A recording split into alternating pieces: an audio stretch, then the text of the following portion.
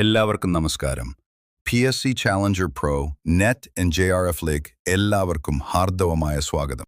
കഴിഞ്ഞ ക്ലാസ്സിൽ യൂറോപ്യൻ ശക്തികൾ ഇന്ത്യയിലെത്തിയതും പോർച്ചുഗീസുകാർ, ഡച്ചുകാർ, ഫ്രഞ്ചുകാർ, ഇംഗ്ലീഷുകാർ തമ്മിലുള്ള മത്സരവും ഒടുവിൽ ഇംഗ്ലീഷ് ഈസ്റ്റ് ഇന്ത്യ കമ്പനി എങ്ങനെ വിജയിച്ചുവെന്നും പഠിച്ചു.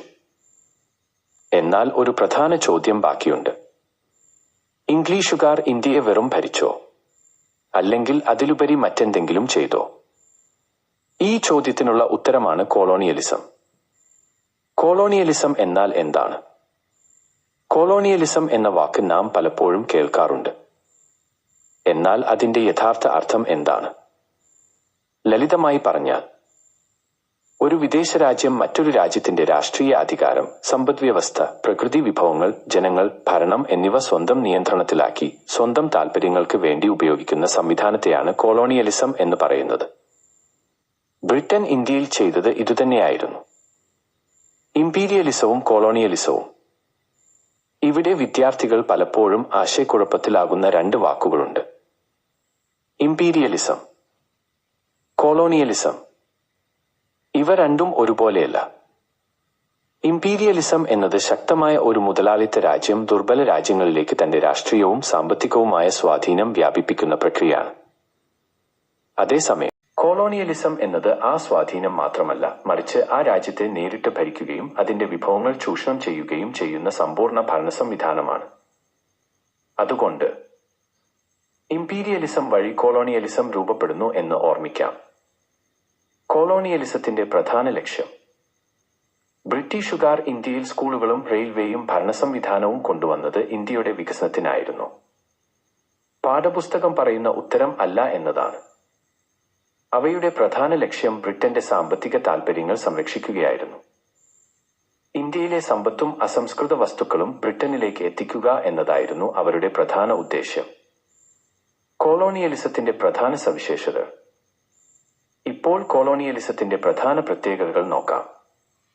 കൊളോണിയലിസത്തിന്റെ പ്രധാന സവിശേഷതകൾ. ഇപ്പോൾ കൊളോണിയലിസത്തിന്റെ പ്രധാന പ്രത്യേകതകൾ നോക്കാം. 1. അധീനപ്പെടുത്തൽ. ഒരു ശക്തമായ രാജ്യം മറ്റൊരു രാജ്യത്തെ സ്വന്തം നിയന്ത്രണത്തിലാക്കുന്നു. ഇന്ത്യ ബ്രിട്ടന്റെ കീഴിലായത് ഇതിന്റെ ഉദാഹരണമാണ്. 2. ആധിപത്യം. രാഷ്ട്രീയ നിയന്ത്രണം മാത്രം പോരാ. ഭരണം, വിദ്യാഭ്യാസം, സംസ്കാരം, സമ്പദ്വ്യവസ്ഥ, നിയമം എന്നിവയും കൊളോണിയൽ ശക്തി മാറ്റിമറിക്കും. ബ്രിട്ടീഷുകാർ ഇന്ത്യയിൽ ഇതുതന്നെയാണ് ചെയ്തത്. 3. ചൂഷണം. ഇതാണ് കൊളോണിയലിസത്തിന്റെ ഏറ്റവും പ്രധാന സവിശേഷത. ഇന്ത്യയിൽ നിന്നുള്ള സമ്പത്ത് ബ്രിട്ടനിലേക്ക് ഒഴുകി. നികുതികൾ, ഭൂവരുമാനം, വ്യാപാരം, അസംസ്കൃത വസ്തുക്കൾ എന്നിവയിലൂടെ ഇന്ത്യയുടെ സമ്പത്ത് പുറത്തേക്ക് കൊണ്ടുപോയി. ഇതിനെ പിന്നീട് നിരവധി ദേശീയവാദികൾ സമ്പത്തിന്റെ ചോർച്ച എന്ന ആശയത്തിലൂടെ വിശദീകരിച്ചു.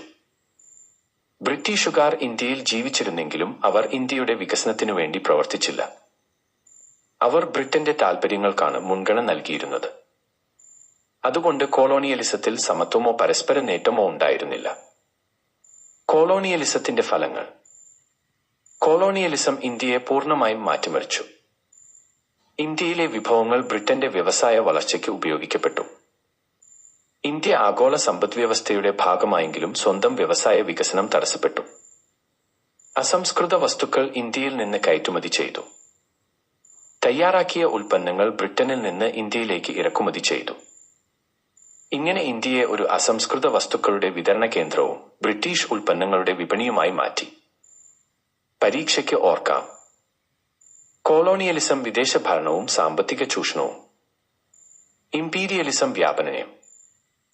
കൊളോണിയലിസം നേരിട്ടുള്ള ഭരണ സംവിധാനം. പ്രധാന സവിശേഷതകൾ. അധീനപ്പെടുത്തൽ, ആധിപത്യം. കൂടുതൽ ചരിത്ര വീഡിയോകൾക്കും UGC net, JRF, Kerala PSC തയ്യാറെടുപ്പിനുമായി PSC Challenger Pro, NET and JRF channel ഇപ്പോൾ തന്നെ സബ്സ്ക്രൈബ് ചെയ്യൂ. ലൈക്ക്, ഷെയർ, കമന്റ് ചെയ്യാൻ മറക്കരുത്. അടുത്ത വീഡിയോയിൽ വീണ്ടും കാണാം. നന്ദി.